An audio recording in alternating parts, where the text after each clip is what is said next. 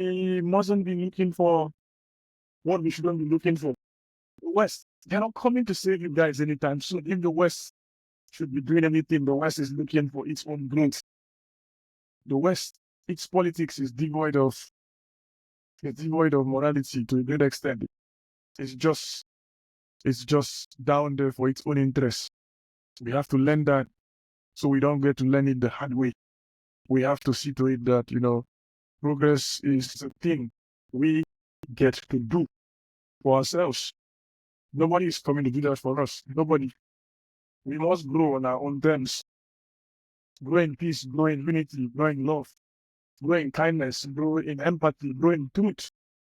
Knowing fully well that the next man dying is my brother, next man growing is my sister. It reminds me of the poem by the Nigerian poet Tijilakwa Shonuga, Icarus. Icarus got born, God came, and passerbys just looked on as he becomes weak, as he gets roasted, and we look the other side until it happens to us. I always say this. My grandfather died when doctors were on strike in Nigeria. My grandfather died when doctors were on strike in Nigeria. There's nothing you have to tell me again. My own father died because the hospitals said they could do nothing else to keep him alive when they hadn't even done enough to try to understand his situation. And many persons get to die that way, Many persons get to die that way. And what do? They pray more than they actually do the things they get to do. More persons die outside the country than in the political class than they die within the country. People didn't die in Nigeria. God didn't die in Nigeria. Same one being the death of, Senator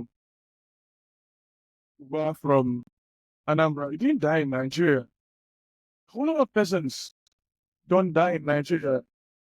The list goes on. The list goes on and on and on. Our brother who is currently serving prison time in the UK, Senator Ike Parimano, is currently in prison because he tried seeking remedy for his child in a strange land. The laws of the land caught up with him. He did what almost every father would do in such situations. But how he went about it is a debate for ethicists and moralists to get to tell us what ought to be done and what ought not to have happened in the long run. But it goes a long way to say that if infrastructures were in place down here, if infrastructures were made available for Nigerians in Nigeria, most persons who are abroad will not be abroad. Loneliness, the fear of the unknown, all that happens in between these things would not be the case if we actually see to it that our institutions get to function. It's not too late to start afresh. It's not too late to see to it that, we get to see our country get to work. The Igbos will get to say it's when somebody wakes up, that's when his morning begins. We are late already, but maybe we're just waking up. Maybe we're just trying to rise up now. Maybe we're just looking at things how they ought to be. Maybe it is our own morning. Maybe it's our own idea of our faith. I already believe in faith. I see things as a culmination of different events in life that gets to bring about whatever comes to be, from a chaotic world and the chaos in our world and the likes of that. But if anything should be taken out of this, is the advice by Chinua Achebe that we should keep our eye on history. History, which neither fame nor personal favor consists, doesn't look at that. History, that guy, it will pass terrible anathema on us after we must have finished our betrayal here. And to end the introduction to the trouble in Nigeria, Achebe said, we have looked at the 20th century and we've wasted it. Are we bent on making sure that we lose the 21st century? He said, God forbid. God forbid indeed, my people. God forbid. We mustn't allow ourselves to go down history as a people that betrayed themselves. We mustn't allow ourselves to go down as a people that failed to do what we ought to do. We are Nigerians, the giants of Africa. We are Nigerians, blessed with good weather, blessed with good season, blessed with human and natural resources. We mustn't kill our own. We mustn't see to it that we die. We mustn't be that stupid. We mustn't be as stupid as we want to allow ourselves to be. We can grow. We can soar higher. We can aim higher. We are not lazy people. We are not bad people. But those who are bad is because of the circumstances around their birth, around their nativity and existence. Majority of them that have seen to it, that they have become what they have become. It is what it is. It is what we must do. We must grow. We must continually make efforts to see to it that we aim and channel our attentions to where us to be, to where we must do, to how we must do, to what are the things we ought to do. Outside of this, we're heading nowhere. Outside of this, we're making no progress. Outside of this, we cannot go further. For Nigeria to grow, everybody's hand must be on deck. Everybody must be involved. Unfortunately, not everybody is going to be involved, but we can make efforts, conscious efforts, to see that this institution that some have labeled a geographical position, that some have labeled a geographical expression, come to take its rightful place in the geography of the world. It has taken a very, very long time to get to where we are. We ought to do better. We can do better. Whether it's be through peaceful protest, a thing I support completely, wholeheartedly. Peaceful protest is the right of the people. You cannot beat a child and say they shouldn't cry. We ought to look at peaceful protest. We ought to embrace it. We ought to accept the fact, first and foremost, that there is a problem. Because there's a problem with the country.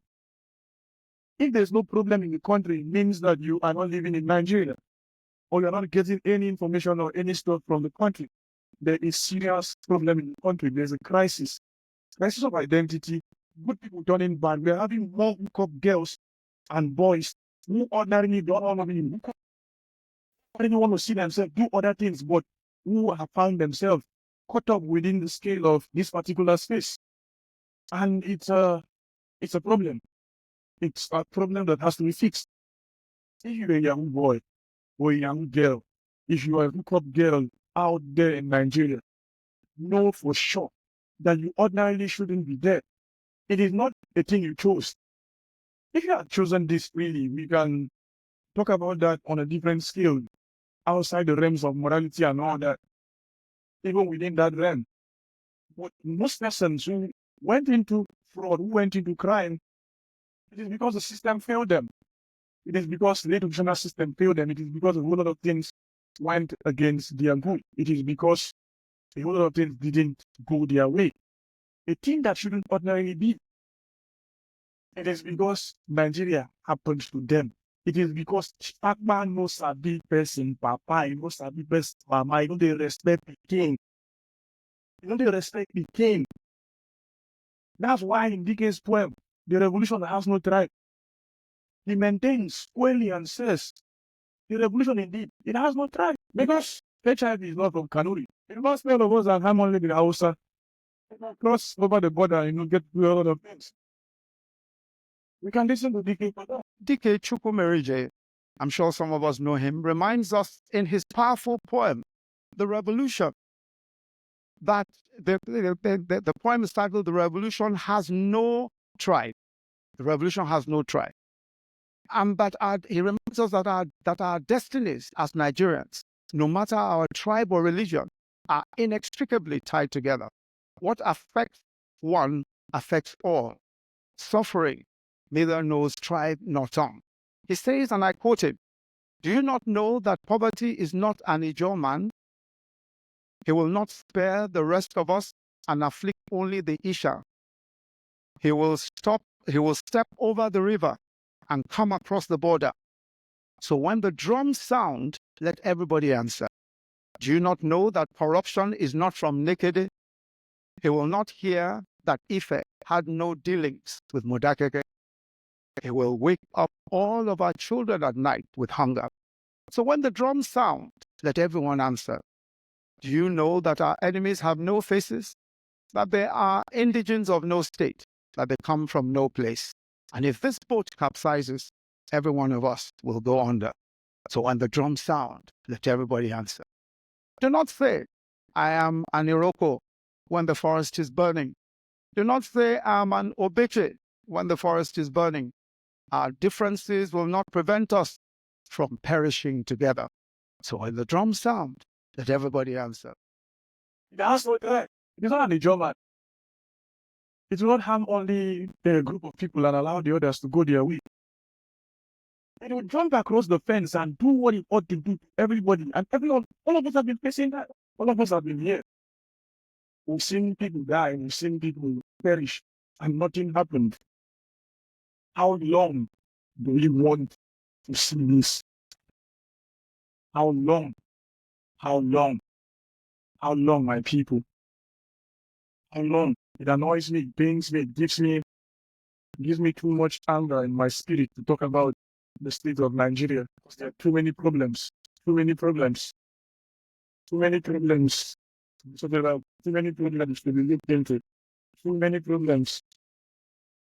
Too many problems. Too many problems. But we have to start somewhere because we don't have good hospitals, but yet we have allowances given to our political class to the level I cannot even comprehend nor imagine. It speaks the devil. It's sad. It's annoying. It's a lot of things, but not pleasing to the ear. It's not something we should be proud of. One bit that politicians can get away with the crimes they get to commit against the people, and yet we do nothing. We sit and watch them. We watch them do what they do. We do almost nothing. So me and my conscience stand for a peaceful Nigeria, stand for a united nation, stand for peace, stand for progress. That's all I know how to do. It's all I want to do. I don't know about you. We're all Nigerians. We're all brothers and sisters. And beyond all of these shenanigans we get to do about the tribe and all that, no culture. No culture. No culture is older indeed than being human. Until we accept this, nothing happens to us. Dike talks about all of this, and it's so sad that a man so young, even younger when he wrote out these things, would see deep into the future and still speaks truth with simplicity and with respect and humility. It's left for us to study his works. It's left for us to look at people like Nene Farotimi. It's left for us to look up to people like Peter Obi and see the true taste of what governance ordinarily ought to be. It's left for us, my people, because indeed it matters what we think, it matters who we are, it matters how we get to see life. For you cannot be on the side of your oppressor. But I understand it has its own psychological dissonance and all of that. And I understand how sometimes we get so used to pain, so much so that we forget ourselves in the process. I understand all of this, but I beg you, sit down, have a think, and ask yourself, which country do you want to see your children grow? Which country do you want to see your family excel? Which country do you want to find yourself in? And how do you want to see your family and your children? Which country do you want to live in? I want my brothers and sisters to have kids in a country that respects the people. That is what I want. I don't know about you. So me and my family, I want peace. Peace, my people. Peace.